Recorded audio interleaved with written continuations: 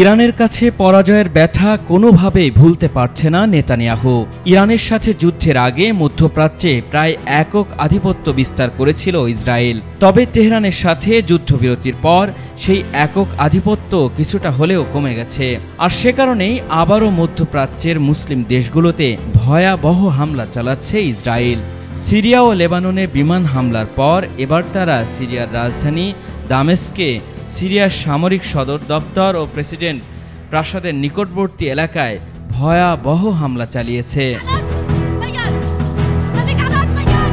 সিরিয়ায় ইসরায়েলের হামলা নিয়ে লন্ডনের কিংস কলেজের আন্তর্জাতিক নিরাপত্তা বিষয়ের প্রভাষক রব গেইস্ট পিনফোল্ড বলেন, দামেস্কে এই হামলা হতে পারে বড় ধরনের আগ্রাসনের সূচনা মাত্র।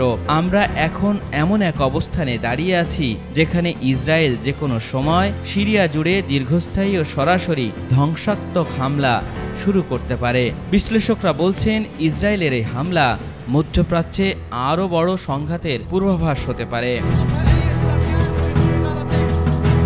সিরিয়ার দক্ষিণ অঞ্চলীয় সুইদা শহরে দ্রুত যোদ্ধাদের সঙ্গে সরকারি বাহিনীর চলমান সংঘর্ষের পর এই হামলা চালানোর কারণে অঞ্চলটির নিরাপত্তা পরিস্থিতিকে আরও অস্থিতিশীল করে তুলেছে। সংবাদ মাধ্যম আল জাজিরার খবরে বলা হয়, বুধবার এক বিবৃতিতে ইসরায়েলের প্রতিরক্ষামন্ত্রী ইসরায়েল কাটস জানান, দামেস্কে সিরিয়ার সামরিক সদর দপ্তরে প্রবেশপথে হামলা চালিয়েছে ইসরায়েলি সেনাবাহিনী।